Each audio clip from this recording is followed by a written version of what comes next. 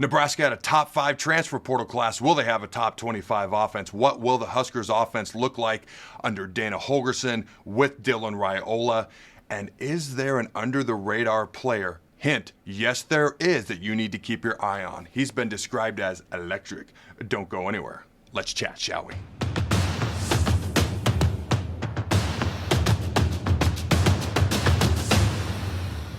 Welcome to the Carriker Chronicles, the People Show. Checking the pulse of Husker Nation, brought to you by DPS Concrete Construction. Check them out at dpsconstruction.net. Also, carrikerchronicles.com. Ladies and gentlemen, I took a break this summer, and I've just been so freaking excited every time I get to come in and do a show. I'm juiced, I'm happy, I'm pumped. Let's light this candle. Bet you never heard me say that before, but I digress. All right, if you expect Nebraska's offense to definitively be improved this upcoming season, then smash that like button. And even if you don't, do it anyways, because they should be improved. But I digress. I said it again. All right, if you haven't done so yet, as always, make sure you subscribe. Ring that notification bell as well so you get notified. You don't want to miss any of the content coming out in the near future. We got the Cincinnati preview and prediction coming out, the gut reaction to the Cincinnati game. We're going to have more interviews, just like the one we did with Matt Rule, and analysis and unique stuff we do here on the Carriker Chronicles. So smash the like button, subscribe, notification bell, all that good stuff. Let's light this candle. What is Dana Holgorsen's offense going to look like with Dylan Raiola? I expect to see a lot of 13 personnel, 1 running back, 3 wide receivers, a lot of 12 personnel. Why? Because Dana told me back in the spring. And even Haarberg mentioned early on in camp, they're running a bunch of 12 personnel, 1 running back, 2 tight ends. Now, Mac Markway got hurt, but I don't think, speedy recovery to him, but I don't think that's going to affect it a lot. Okay, as far as them wanting to get Haarberg and Lindenmeyer and Nelson on the field in some way, shape, or form throughout the year as well. We may see how Nelson progresses as the year goes along, but right out the gate, Lindenmeyer and Haarberg. And maybe Nelson too. What's interesting, Holgorsen has always liked 2 running back personnel. Split backs, especially. It tends to stress the defense. He's done that a lot in the past. I don't know how much we're going to see of that in the future, though. It may be a little bit different going forward. I'll kind of dive into why, from the pro-style offense to the things he wants to do and things they want to achieve. Other, let's say, specialized situation type formations. 14 personnel. Janier and Bonner, they love that guy. They're going to find a way to get him on the field. I don't know if we're going to see a ton of 4 wide receivers, but in certain situations, we may. All right, 22 personnel, 2 running backs, maybe a fullback. We'll talk about that a little bit later. And 2 tight ends or goal line short yardage, 2 running backs. Maybe it's a defensive lineman in the backfield. Maybe they found a fullback. We'll see what happens. There's been rumor and innuendo there. We'll see how that unfolds. And 3 tight ends. Now, we don't expect the air raid. It's been told to us this past offseason, it's not going to be an air raid, a little bit more of a pro-style type of offense. Now, just a reminder, I've talked about this, but it's been a while. So just a reminder, Dana Holgorsen has coached more than 20 All-Americans, 50 NFL draft picks, and 5 top 10 picks. Biletnikoff Award winnings, Paul Hornung Award winnings, Johnny Unitas Golden Arm Award winnings, Jet Award winners, multiple Biletnikoff Award winners. Okay, Michael Crabtree actually won it twice under Holgorsen at Texas Tech. Let's see. He's 19 seasons. He's either been an offensive coordinator and or a head coach. This will be his 20th season, 2 freaking decades of running offenses. In that time, he's had 9 quarterbacks with 3,000-yard passing seasons. He's had a total of 15 individual seasons with 3,000 yards or more passing. Not him, his quarterbacks. All right, he's had 6 quarterbacks with 4,000-yard passing seasons, 2 quarterbacks with 5,000-yard passing seasons, 18 individual 1,000-yard receiving seasons. Again, his players, his wide receivers, not Dana himself. That would be amazing.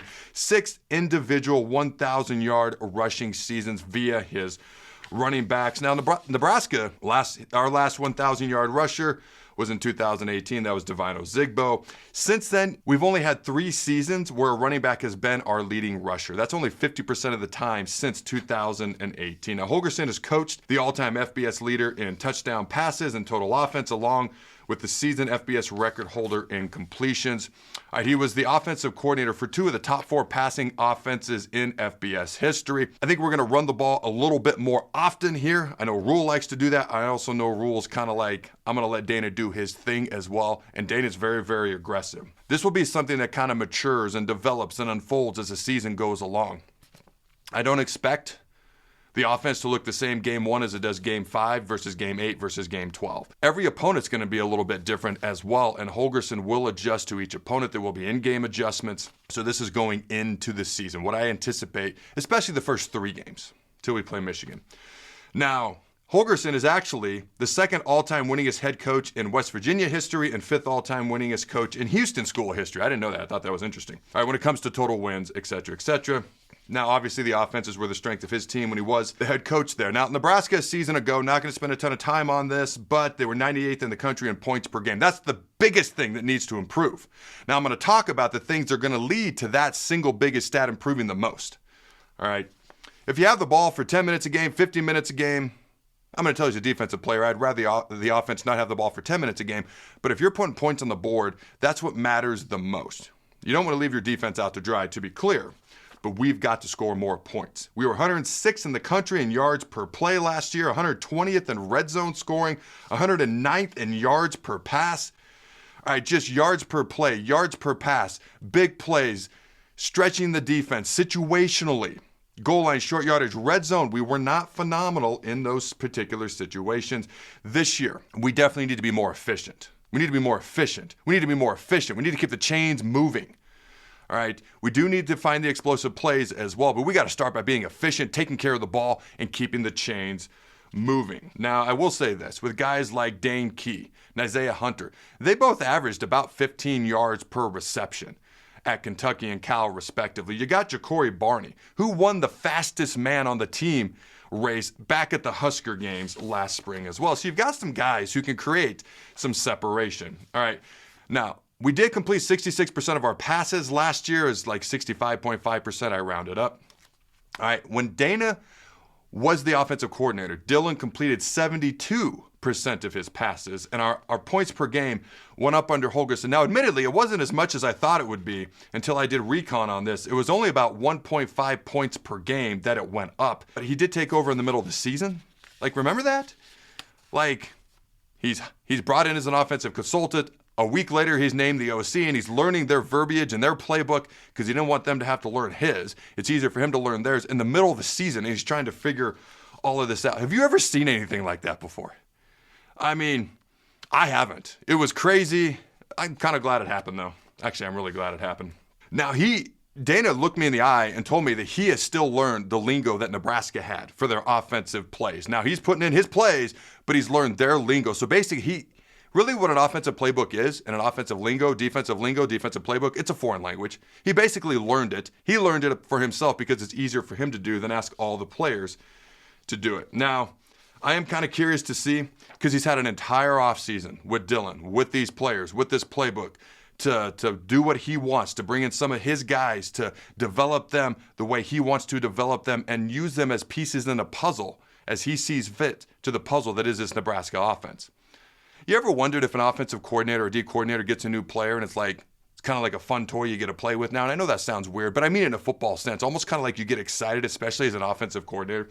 I've always wondered that. Real quick, I want to give a shout out to our sponsors. All right, DPS Concrete Construction. Again, they are your local concrete experts, retaining wall experts. They do a phenomenal job, ladies and gentlemen. Go to dpsconstruction.net if you want concrete work done, retaining wall work done. If this is the type of work that you do, Jason Armstrong is the type of guy you want to work for. Again, go to dpsconstruction.net. Also, want to give a shout out to Husker Auto Group. We've bought 3 vehicles from them in the past frickin' year, so think about that. All right, HuskerAutomotive.com.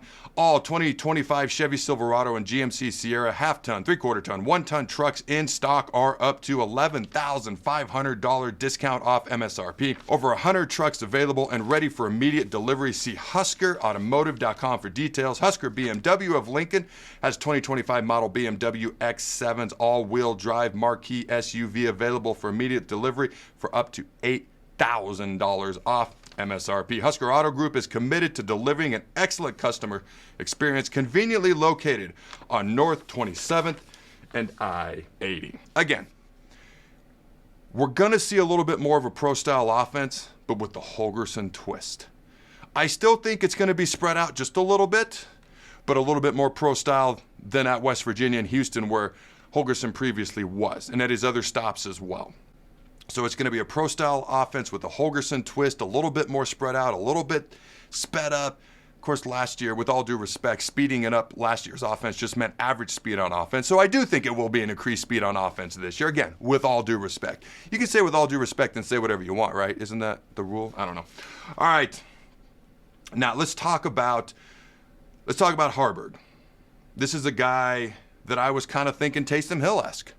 And I'm still, if we're not going to use a fullback, goal line short yardage, again, they put Ty Robinson back there last year. We'll see what happens with that.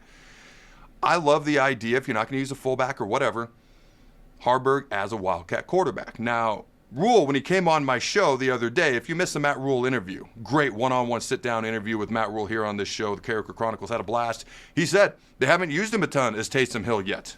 All over the place, Swiss Army knife. It's been basically a lot of regular tight end type things he's been doing.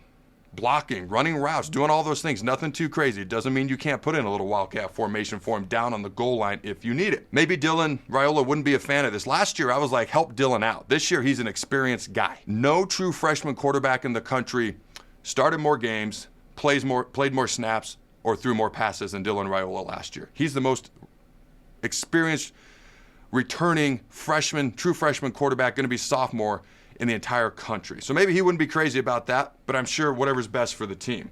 I will say this, it simplifies things for the offense if you want to use Haarberg as a Wildcat quarterback. And again, I haven't heard anything about that. In fact, I've heard the opposite. Just saying, things can change. Just throwing it out there. Just love the kid, want to get the ball in his hands. If you put Haarberg as a Wildcat quarterback, you only need about 6 plays. Maybe a read option, maybe a straight run play, maybe it's a boot and a waggle, you hit the wide receiver in the flat. You need about maybe 2 or 3 pass plays, 2 or 3 run plays. It doesn't have to be anything fancy. All right, misdirection, hit him in the flat, do whatever the case may be. A little jump pass, old Tebow-esque, when Tebow was a younger player. Carter Nelson, he's actually listed on the depth chart as the co-number 2 tight end right now. Co-number 2. It's Lindenmeyer, and then Haarberg and Nelson are co-number 2s, which I thought was interesting. Haarberg's going to play. I'm curious to see what they do with Nelson.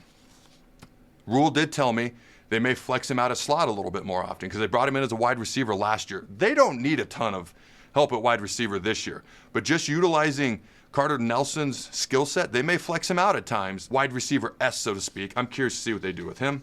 Now, when Holgorsen was the offensive coordinator last year, Nebraska averaged throwing 32 passes per game. I wouldn't expect more than that this year. We may actually have 2 good running backs. There was a time the coaches really like Mekhi Nelson a lot. There was a time when I was like, man, we got Emmett, and nobody else has proven yet. But I just know the coaches really like Mekhi Nelson. We may have a good 1-2 punch. The fans just haven't seen just yet in an actual game. We haven't played a game. I can't wait to see the game. I'm looking for a 1-2 punch out of them, hopefully. We do have to also take advantage of the guys we have at wide receiver, the guys we have at these skill positions, the guys we have at tight end that you can move around or do different things with, whether it's a regular 12 personnel, 2 tight end set, whether it's Flex and Nelson, whether it's 13 personnel, whatever the case may be. All right, Emmett Johnson, you can get him the ball out of the backfield. He can catch the ball out of the backfield really well. Mekhi Nelson's one of the fastest guys on the team. I don't know how good his hands are. I'm just going to be honest with you. I know the big thing with him is understanding all the assignments, especially when it comes to pass protection. Running backs have to be able to be sound in pass protection. You don't want to leave your quarterback out to dry. All right, and I'm not saying he's doing that. I'm just saying that's something that needs to be proven in a game. They do need to be cognizant, though, coaches, that you only really have one proven running back to this point. One guy who's actually proven to this point. Although, keep your eye on some of the others in there. Matt Rule called the running back room one of the best rooms on the team. They're just very young. I do believe pretty strongly in this next stat. If we want to score more and we want to win more games and we don't want to stress the defense, we do need to average at least 150 rush yards per game. Wisconsin last year had a rough year. They were 5-7, and they averaged 153 rush yards per game, which is 23 more rushing yards per game than Nebraska averaged a season ago. I do think we're going to average about 30 pass attempts, maybe a little bit more. And I do think it's really important that we average 150 rush yards per game. I don't even know that we need to run the ball a ton more than we did last year. We threw it 51% of the time, ran it 49%. If I had my perfect world, utopian world, it'd be 60-40 run pass. Everybody's different, especially when you got weapons at wide receiver and a quarterback like Dylan Raiola. I get it. But the biggest thing that needs to happen if we don't run the ball more, we need to improve our yards per carry. It was 3.7 yards per rush last year. That has to be drastically improved. I will say this. Coaches need to be able to trust Dylan Raiola more this year. All right, I've already talked about picking up the pace, and I've already talked about his experience. The 2-minute offense is an area that they have flat out said they're better at. They're better at the 2-minute offense. That's what you do with 2 minutes before halftime or with the game on the line in the fourth quarter. That's something I'm excited to see. I want to see that play out on the field. Now, Dylan is a guy who's on 3 is reported. He's going to make at least $3 million this year. Now, I'm cool with that. I'm happy that these guys are getting paid. I'm almost jealous of Dylan. Almost. All right. I'm glad some things are different than when I was in college. I have nothing to complain about. All right, but here's what I'm saying. There's going to be a lot of close games this year. We had 6 close games last year, and we were 2-4. We need to at least flip that record. We're going to have at least 6, when I say close, I mean 1 score. We're going to have at least 6 1-score games, if not more this year, and we have to at least flip that record to 4-2, and a lot of that's going to come down to what our quarterback does in the fourth quarter with the ball in his hands. What does he do in the 2-minute situation with the game on the line in the fourth quarter? All right, it's not just if you got to go down the field with little time left to score, it's protecting the ball when appropriate. It's making the big throw when appropriate. It's making the simple check down throw when appropriate. It's hitting the guy in the flat for the 5-yard completion. It's throwing the ball away when it's appropriate. It's when there's field there, open field, or run and go get 5 yards, run and dive for the first down. It's doing those things. You don't have to be Superman. Just be efficient. Take care of the ball. Take what the defense gives you, and then when they make a mistake, boom, take advantage of it. Let your playmakers make plays, and that's how you get big plays and stretch the defense vertically and beat them over the top, which then will open up underneath, which then will open up the screen plays, which I know I said screen plays. We're going to block better. And if they're stretched vertically, the screen plays will be more dangerous. If we're able to run the ball, they're going to have to crowd the box, which opens up the play action pass game. Then they don't know what's coming. You got the defense off balance. Now, I'm not saying everything is going to be a valley full of daisies and roses all the time. What I'm saying is if you start with being efficient and running the ball, it sets up everything else. And the quarterback doesn't have to do it all himself. He's got athletes around him. He's got an improved offensive line. He has people around him that can make his life easier. I'm not saying it's all on him all the time. No. What I'm saying is be efficient. Take what the defense gives you. When they make a mistake, take advantage of that. But in the key moments and at the right moments, in the big moments, that's when you need your best players, including your quarterback, to step up and make the right plays. That's what I'm getting at. All right. Frankly, let's be honest. That's the moment that every quarterback dreams about, every kid in their backyard dreams about. They want the ball in their hands with the game on the line. Right? And again, I'm talking about 4 quarters just being efficient, but with the game on the line.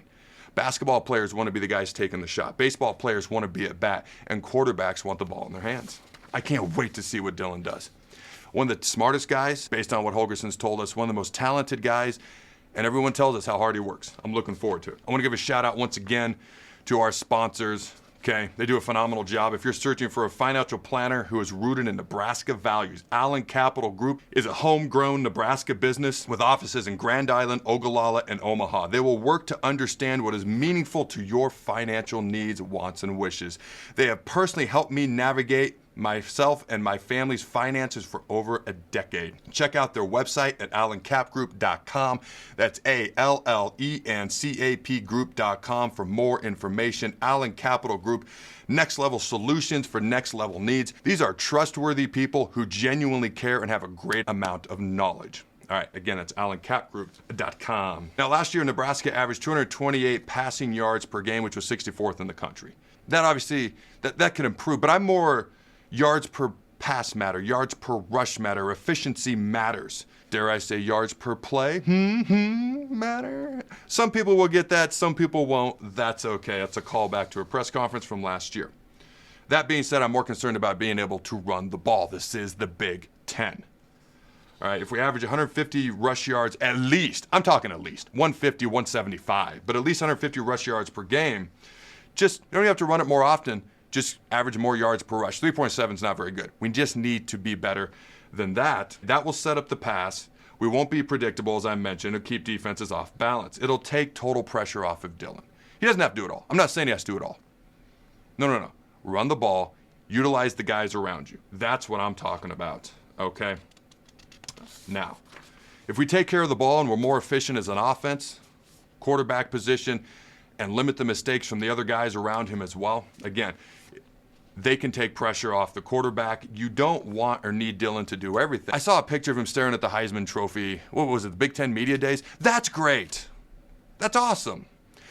If that happens at some point, that's phenomenal. This year, I'm just thinking all Big Ten something. Doesn't even have to be first team all Big. It could be second team, third team, honorable mention all Big Ten. If you're one of the 4 best quarterbacks in the Big Ten, that will be some of the best quarterback play Nebraska's had in a while. And I'm not trying to disrespect anybody, but if he's honorable mention third team, all Big Ten, that means he's done pretty well. Second team, first team, and then going into next year, then we can talk about some of the national honors potentially.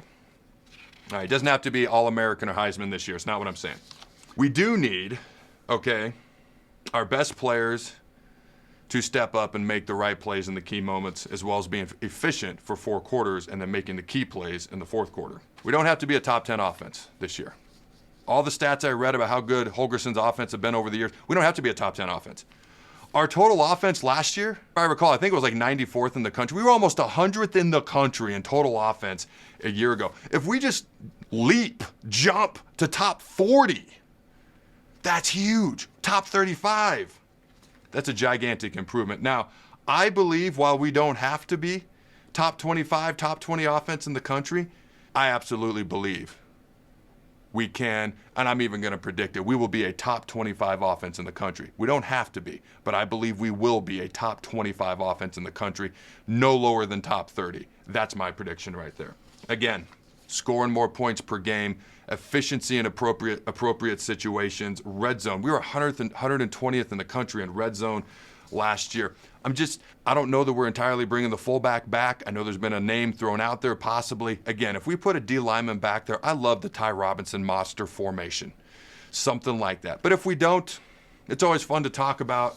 I know the fullback position has been talked about at least a little bit during fall camp. I will say this.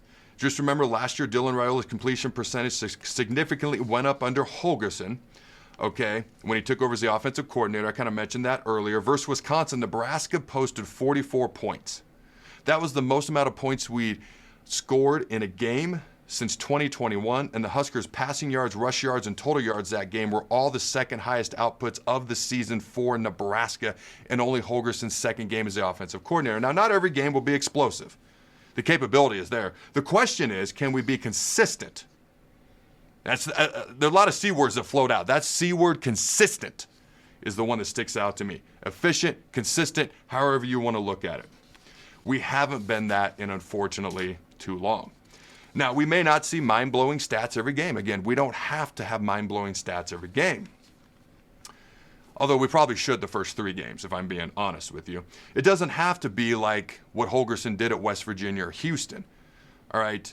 But it should be significantly better than it was a year ago. Our offense, I actually predict, will be the strongest of our 3 units heading into the season. Offense, special teams, defense. I think the offense will be ahead of the other 2 units, at least to start the season. I hope they all improve throughout the season, obviously. When's the last time we could say that, by the way? The offense was probably the strongest unit heading into the season. I guess what I'm also getting at is Dana doesn't necessarily have to do what he did at Houston or West Virginia. The offense had to put up 1 million points. They had to put up 1 million yards. Now, he was an offensive-minded guy as a head coach, obviously as an offensive coordinator, but he's going to have more things here at his disposal, which won't put as much pressure on the offense, okay, which allows you to do a little bit more of a pro-style offense with the Dana Holgorsen twist. Also being in the Big Ten, I think, calls for it. When you look at some of these offensive positions specifically, I think we got a rock-solid starting 4 offensive linemen. Now, Matt Rule said he feels like they have 8 guys that can start. That's awesome. That creates competition and depth. Do you have a rock-solid 5? Right now, we have 4 that I feel pretty good about. You got Justin Evans, Rocco Spindler, Henry Latuvsky, Gunnar Gatula probably at left tackle. Now, he's not unequivocally the starter. He seems to have the edge right now, that's for sure. Turner Corcoran is right there. Elijah Pritchett is definitely not starting. We've been told about that. Unfortunately, at right tackle is Teddy Prohaska or Tyler Canuck. So it's kind of that 5th offensive line spot, that other offensive line spot, right tackle. And I'm rooting for both those guys, 2 of my favorite guys on the team.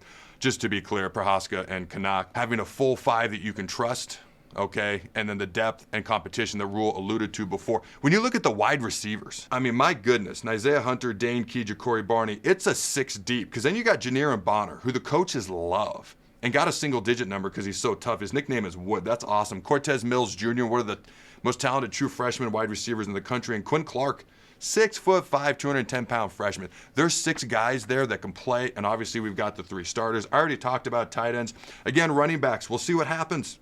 All right, Quentin Ives coming back from injury. He's listed 4th right now. Isaiah Mosey, they moved him to running back, and he's one of the returners for a reason.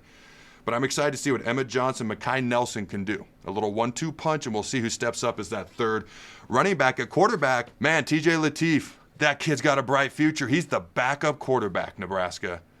A true freshman, has earned the backup quarterback job. And our 3rd stringer, Jalen Gromstad, he may not have the highest ceiling in the world. Love the kid. Love him. Coach on the field, may not have the highest ceiling in the world, but he does not have a low floor.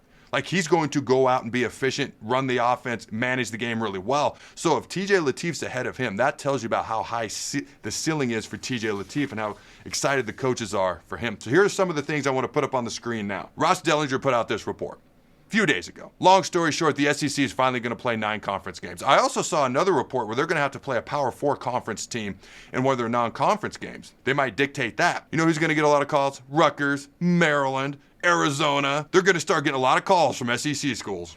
Dylan Raiola is no longer the only active Nebraska athlete with an NIL deal with Adidas. All right, and this was a few days ago, kind of catching up on news from the week. But Harper Murray has now signed a deal with Adidas. Congratulations to Harper Murray. Tight end coach Marcus Satterfield said that Carter Nelson is moving really well after surgery. HEINRICH HAARBERG is a total different tight end from spring. This one hurt me, man. They're projecting our defense to be worse this year than last year. And we've had a really good defense. I still think the defense can be good. But man, this one just hurt me. This was another one I saw because they were kind of having a good time. If you read the tweet on the screen in front of you, basically the GoPro provides some entertainment for the coaches. Holgorsen said, and I quote, "Sometimes it's comedy. They make a play, you hear what their celebration sounds like. If they miss a play, what their vocabulary sounds like. Oh, I bet that's entertaining." End quote. I thought this was fun. I renamed my toilet Jim instead of John. People are really impressed when I tell them I go to the gym every morning. All right, I like this quote too, and I quote, "Pressure is a privilege. It means things are expected." End quote. I hope that rings true with a lot of the Huskers this year. I hope they embrace it as a privilege. Now, a lot of the rankings did not include Dylan Raiola as one of the top 15 or 20 quarterbacks in the country preseason. It'll change. But this one, he's top 25 in the country. I hope he's top 10 to 15 to 5 by the end of the year. But top 25, I would take that. That's an all Big Ten type quarterback right there, by the way, in some way, shape, or form. On Mekhi Nelson, and I quote, "There is a guy, and I get that RB1 is established, but if this guy is anything like he practices, dude is pretty good. I'm talking about Mekhi. Best run of the past 72 hours. Later says in fact was the best run of all camp. He's by far the most electric of the bunch." And I quote, I hope that made sense. He hasn't done it in a game yet, and played in a game yet. Keep your eye out for him. All right, when it comes to helping the offense, you know what can help the offense? Special teams. Punt return yards, Nebraska 2020 to 2024, those 5 seasons. 118 yards over the last 5 seasons. Okay, Mike Eckler at Tennessee in the last 2 seasons alone. Oh my gosh, I'm trying to do math really quick. Almost 750 punt return yards in the last 2 seasons alone at Tennessee, and they averaged 12.33 and 15.45 average punt return yards per punt. That'll help the offense right there. All right, ladies and gentlemen, our fan questions are brought to you by our good friends at Husker Auto Group. Check them out at huskerautomotive.com. Also, CarrikerChronicles.com. Ladies and gentlemen, it's where all your Husker sports hopes and dreams will come true. Check it out. It's just science. Here are my fan questions for you fine folks at home. Number 1, will Nebraska have a 1,000-yard rusher this season? Number 2, will we average 150 rush yards per game? Number 3, will Dylan have a 3-to-1 touchdown to interception ratio? I hadn't talked about that yet. 13 touchdown passes to 11 INTs last year. When we were 5-1, halfway through the season, he had 9 touchdowns to 3 interceptions. Can he go through a full season with a 3 touchdown to 1 interception ratio? All right, and here's a bonus question for you. Do you think our defense will be worse than last year? That just hurt my heart right there. All right, they're incredibly athletic. A lot of young guys over there. Some veteran guys, too. I'm curious to see how the defense does. Until next time, go Big Red. It's the side of the ball that matters. Go Big Red, and always remember to throw the ball. Don't worry, I'll do a show on the defense at some point in the future, too.